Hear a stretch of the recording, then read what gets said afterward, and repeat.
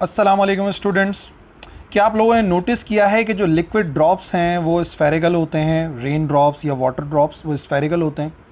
इसी के साथ साथ आपने ज़रूर नोटिस किया होगा एक ख़ास किस्म का एक्शन जिसे कहते हैं कैपिलरी एक्शन, जिसमें अगर एक छोटी सी ट्यूब जो है या स्ट्रॉ टाइप उसको हम डिप करते हैं वाटर में, तो जो वाटर लेवल होता है वो एक्चुअली थोड़ा सा ज़्यादा क्लाइम कर जाता है, उठ जाता है स्ट्रॉ के अंदर।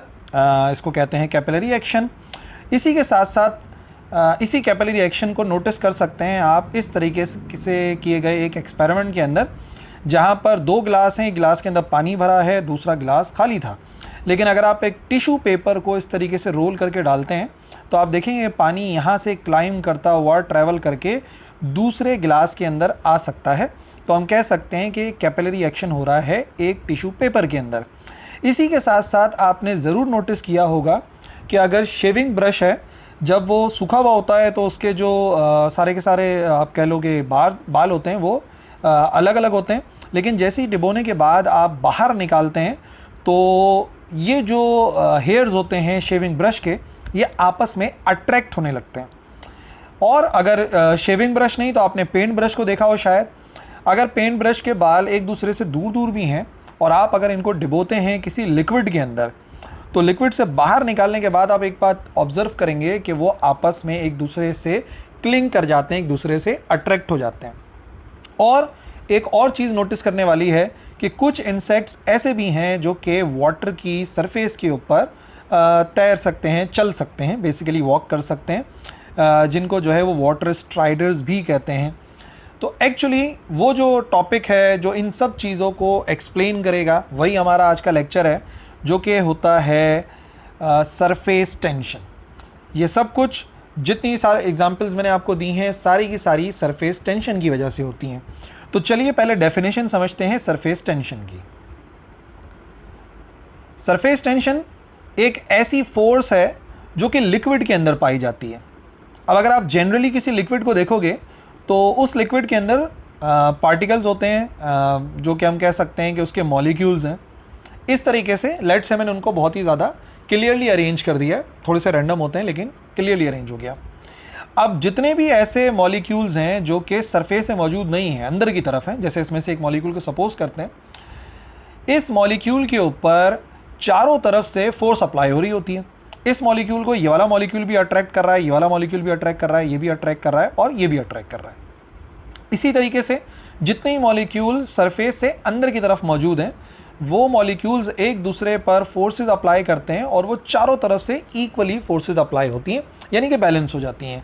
भाई इस मॉलिक्यूल पे यहाँ से ही फोर्स अप्लाई हो रही है, यहाँ से ही फोर्स अप्लाई हो रही है, दोनों ने एक दूसरे को बैलेंस करा। अच्छा, इस मॉलिक्यूल पे नीचे की तरफ भी फोर्स अप्लाई हो रही है, ऊपर की तरफ भी अट्रैक्शन अप्लाई हो रही है, तो दोनों ने एक दूसरे को बैलेंस कर दिया। तो कहने का मकसद ये है कि तमाम के तमाम मॉलिक्यूल जो कि लिक्विड के अंदर वाली सरफेस पर हैं, ये सारे के सारे, इन पर चारों तरफ से फोर्सेस लगती हैं, तो आमतौर पे वो फोर्सेस एक दूसरे को बैलेंस कर देती हैं। लेकिन उन मॉलिक्यूल्स का क्या जो कि सरफेस के ऊपर मौजूद हैं, यानी कि ऊपर वाले सारे के सारे मॉलिक्यूल, इन पर जो फोर्स अप्लाई होती हैं वो लेफ़्ट और राइट होती हैं। ठीक है, लेफ़्ट और राइट एक दूसरे फोर्स अप्लाई करते हैं, और इन पर जो फोर्स अप्लाई होती है वो नीचे की तरफ होती है। जाहिर सी बात है ऊपर की तरफ तो फोर्स अप्लाई हो नहीं सकती, कोई मॉलिक्यूल है नहीं। तो नतीजे में ये जो ऊपर की लेयर है ये थोड़ा सा नीचे की तरफ खिंच सी जाती है, इसके अंदर एक टेंशन पैदा हो जाती है, खिंचाव सा पैदा होता है नीचे की तरफ, और यही खिंचाव दरअसल सरफेस टेंशन कहलाता है। क्योंकि अगर आप टेंशन को उर्दू में ट्रांसलेट करो तो बेसिकली खिंचाव कहते हैं, और ये सरफेस से पाया जाता है, दैट्स वाई इसे कहते हैं सरफेस टेंशन। तो हम ये कह सकते हैं कि ये जो सरफेस टेंशन है वो बेसिकली क्या है, फोर्स पर यूनिट लेंथ। सबसे पहली बात, ये फोर्स पर यूनिट लेंथ है acting on either side of imaginary line drawn on the surface of liquid at rest. ये जो फोर्स है ये पर यूनिट लेंथ है, जो कि इमेजिनरी लाइन, जो कि मैंने सपोज करी कि समझ लो कि जो हमारे पास लिक्विड सरफेस है ये इसकी सरफेस हो गई, तो एक इमेजिनरी लाइन हम सपोज कर लेते हैं। तो किसी भी एक साइड के ऊपर जो फोर्स अप्लाई होती है पर यूनिट लेंथ, और लिक्विड का रेस्ट में होना ज़रूरी है, उसे कहते हैं सरफेस टेंशन। और ये जो सरफेस टेंशन है इसकी डायरेक्शन, जो फोर्स की डायरेक्शन होती है वो टेंजेंशनल होती है, सरफेस के टेंजेंट होती है, ठीक है, और परपेंडिकुलर होती है उस लाइन के। यानी कि जो सरफेस टेंशन है, आप देख सकते हो पिछली वाली फिगर के अंदर कि जो सरफेस टेंशन है वो नीचे की तरफ अप्लाई हो रही है इस तरीके से, यानी कि परपेंडिकुलर अप्लाई हो रही है उस लाइन के जो कि इन सारे लिक्विड्स को कंबाइन कर रही थी। और ज़्यादा बेहतर डेफिनेशन ये भी हो सकती है कि सरफेस टेंशन एक टेंशन है सरफेस फिल्म की of a liquid caused by the attraction of the particles in the surface layer by the bulk of liquid which tends to minimize surface area। भाई ये वो सरफेस टेंशन, वो tension है यानी per unit length है जो कि force of attraction है उन पार्टिकल्स पे जो सरफेस पे पाए जा रहे थे, बिल्कुल ऊपर की तरफ पाए जा रहे थे। और कौन अप्लाई कर रहा था? By the bulk of liquid, नीचे जितना भी लिक्विड था वो अप्लाई कर रहा था, और उस वजह से जो सरफेस एरिया है वो काफ़ी हद तक मिनिमाइज हो गया था। तो सरफेस टेंशन की एक पहचान ये भी है कि जो सरफेस है वो काफ़ी हद तक मिनिमाइज हो जाती है ड्यू टू सरफेस टेंशन। अगर इसका फॉर्मूला समझते हैं तो फोर्स पर यूनिट लेंथ है, डेफिनेशन ही बता रही है, तो सरफेस टेंशन बराबर हो सकती है फोर्स पर यूनिट लेंथ के। सरफेस टेंशन और फोर्स और लेंथ का सिंबल आपको पता होना चाहिए। सरफेस टेंशन को आमतौर पे गैमा के सिंबल से शो करते हैं, फोर्स आपको पता है एफ से जाहिर होती है, और लेंथ जो है वो एल आ गई। तो सरफेस टेंशन यही फोर्स पर यूनिट लेंथ है जो कि अप्लाई होती है, और वो सरफेस पर होती है, सरफेस में खिंचाव होता है, और जो लिक्विड होता है वो मिनिमाइज, उसका जो सरफेस एरिया होता है वो मिनिमाइज होता है, कोशिश करता है किसी तरीके से कम जगह घेरे। सरफेस टेंशन ये कोशिश करती है। इसी फार्मूले से अगर यूनिट बनाएं तो इसका यूनिट बनता है न्यूटन पर मीटर। ऊपर लिखी है फोर्स तो जाहिर सी बात है उसका यूनिट न्यूटन होता है, और नीचे लिखी हुई है लेंथ तो उसका यूनिट होता है न्यूटन पर मीटर। ठीक है भाई, डेफिनेशन हमने बता दी है, वो फोर्स है जो कि सरफेस एरिया को मिनिमाइज करती है, ऊपर वाले मॉलिक्यूल्स पे अप्लाई होती है, फोर्स पर यूनिट लेंथ है, और बल्क ऑफ द लिक्विड से अप्लाई होती है तो लिक्विड नीचे की तरफ खिंच जाता है, तो F/L, और मैंने आपको इसका यूनिट भी बताया न्यूटन पर मीटर। तो हम ये कह सकते हैं कि ये एबिलिटी है किसी लिक्विड की to act like a thin flexible film, एक फ्लेक्सिबल सी फिल्म बन जाती है, एक लेयर टाइप बन जाती है बिल्कुल सरफेस के ऊपर। तो ये एबिलिटी है, मतलब जिस लिक्विड में सरफेस टेंशन ज़्यादा है उसकी बाकायदा ऊपर एक फ्लेक्सिबल सी फिल्म बन जाती है, एक तह बन जाती है, ठीक है, जो कि जाहिर सी बात है मिनिमाइज एरिया घेरने की कोशिश करती है, यानी कम से कम एरिया घेरने की कोशिश करती है। इस एक्सपेरिमेंट को देखो जिसके अंदर एक वायर है, और यू शेप वायर समझ लो, हमने उसको सोप वाटर के अंदर डिबोया और फिर जब ऊपर की तरफ उठाया तो आप देखो एक फिल्म सी बन गई ना, जो कि यहाँ पे सरफेस के ऊपर नज़र आ रही है। अब देखो ये जो फिल्म है ना, ये बाकायदा इस ऑब्जेक्ट को, ये जो वायर का टुकड़ा है इसको अपनी तरफ खींच रही होती है। देखो फिल्म ऐसे करके इसे खींच रही है राइट साइड पर, बाकायदा सोप फिल्म है जो इसे खींचने का काम कर रही है। तो अगर खींच रही है, खिंचाव है, तो यही तो सरफेस टेंशन को जाहिर करता है, यानी कि जो वायर का पीस है इसके ऊपर एक फोर्स अप्लाई हो रही है जो कि इस वायर को राइट साइड के ऊपर खींच रही है। हम अगर यही तजर्बा यहाँ पे करें तो हम देखेंगे कि यहाँ पर बिल्कुल इसी किस्म का एक यू शेप था ऑब्जेक्ट, उसको मैंने डिबोया लिक्विड के अंदर, तो यहाँ पर एक वो बन गई, सरफेस टेंशन बन गई, एक फिल्म बन गई, और उस फिल्म की लंबाई जो है वो एक्चुअली एल के बराबर है। इस तरीके से यहाँ से लेके यहाँ तक लंबाई को हमने एल से जाहिर कर दिया। और देखो ज़रा यहाँ पर हमने जब उसको फिज़िकल बैलेंस के ऊपर रखा हुआ है तो वो जो फिल्म है बेसिकली उसके ख़िलाफ़ हमें फ़ोर्स लगानी पड़ रही है जो कि यहाँ पे F नज़र आ रही है। इसका मतलब वो जो फोर्स पर यूनिट लेंथ है यहाँ पर वो एक्चुअली इस F से ज़ाहिर हो रही है जो वज़न है। तो बाकायदा वो वज़न को भी होल्ड कर सकती है जो लिक्विड की सरफेस है, जैसा कि इंसेक्ट के वेट को होल्ड कर रही थी। इस तरीके से अब देखो ये जो इस तरीके से लेयर बनी थी, फिल्म बनी थी, वो इस तरफ सरफेस टेंशन अप्लाई कर रही है, गैमा से शो कर रहे हैं, और हम यहाँ पर इसके ऊपर फोर्स अप्लाई कर रहे थे तराजू के ज़रिए, और ये जो लेंथ थी यहाँ से लेके यहाँ तक की इस वायर की, इसको हमने एल से शो करा है। दोबारा देखो इस फिगर को, ठीक है, इस तरीके से हमने फोर्स अप्लाई करी इसके ख़िलाफ़, ठीक है, और आप देख सकते हैं कि ये फोर्स इधर से इसको ऊपर की तरफ खींच रही है, तो ये हमें सोप फिल्म जो है वो नज़र आती है। यहाँ से ज़्यादा इजीली आप समझ सकते हो कि ये वो फोर्स है जो कि हमें अप्लाई करनी पड़ रही है, और ये वो फोर्स है, टेंशन है, सरफेस टेंशन जो कि सोप फिल्म अप्लाई कर रही थी और पर यूनिट लेंथ। लेकिन इम्पॉर्टेंट बात यह है कि इस प्रोसेस के अंदर जो फोर्स अप्लाई हो रही है वो दो तरफ से अप्लाई हो रही है, एक तो इस तरफ से लेफ़्ट साइड से और दूसरी इस राइट साइड से। तो दोनों तरफ की जो लंबाई है वो एल के बराबर है। अब ये तो कह रहे थे फोर्स पर यूनिट लेंथ होती है, लेकिन यहाँ पे लेंथ दुगनी है क्योंकि इस तरफ भी अप्लाई हो रही है ये फोर्स और इस तरफ भी अप्लाई हो रही है फोर्स।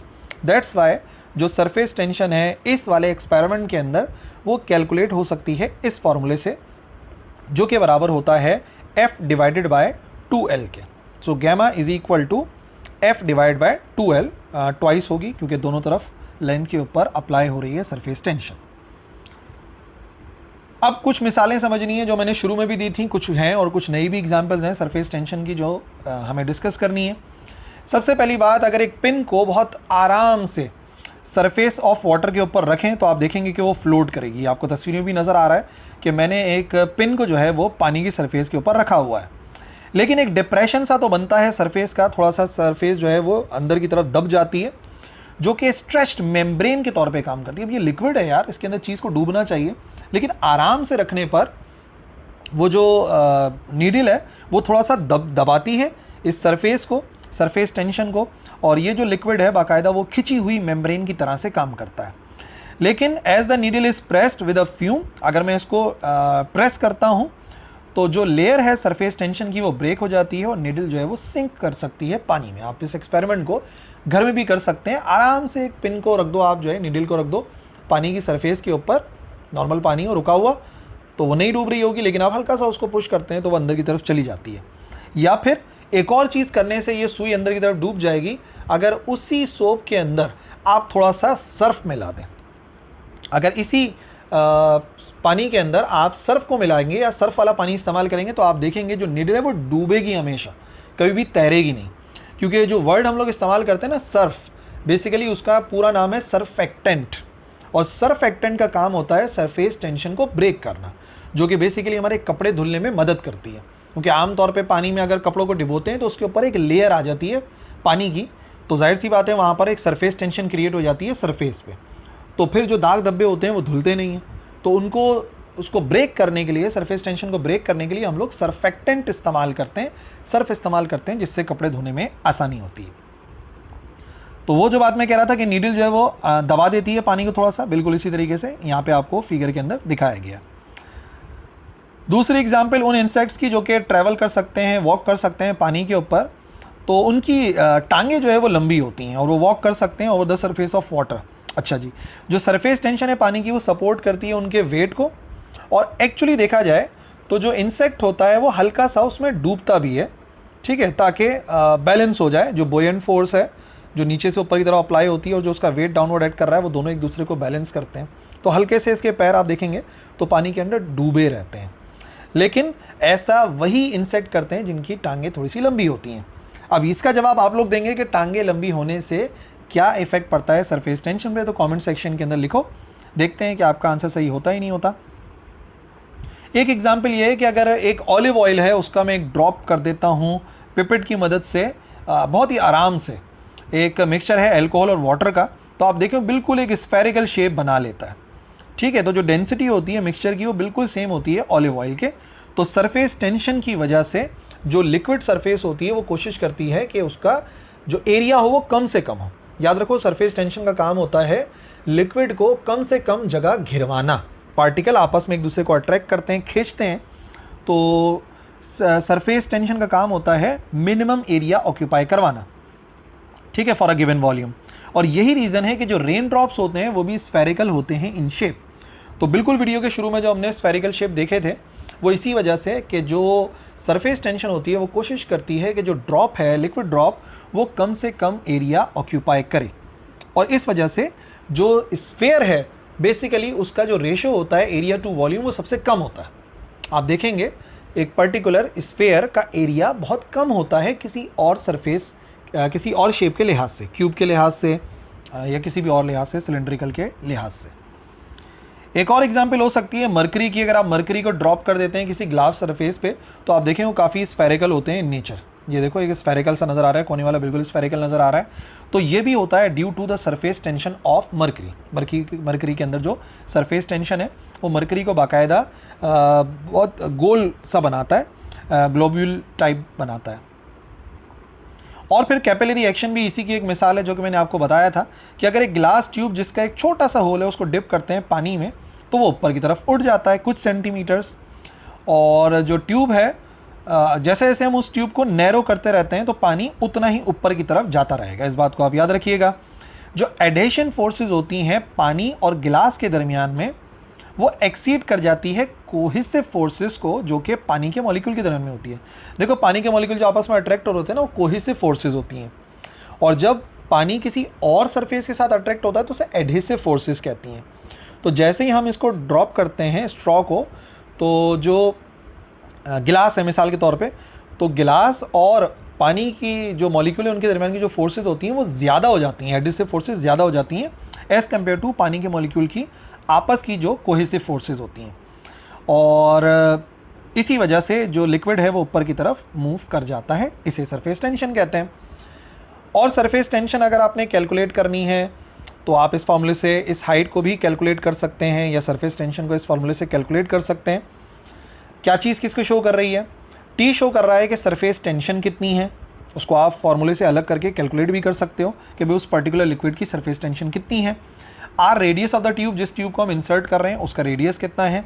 जी आप तो आपको पता ही है एक्सेलरेशन ड्यू टू ग्रेविटी होता है। और रॉ यहाँ पे शो कर रहा है डेंसिटी ऑफ द लिक्विड को, कि लिक्विड की डेंसिटी कितनी है।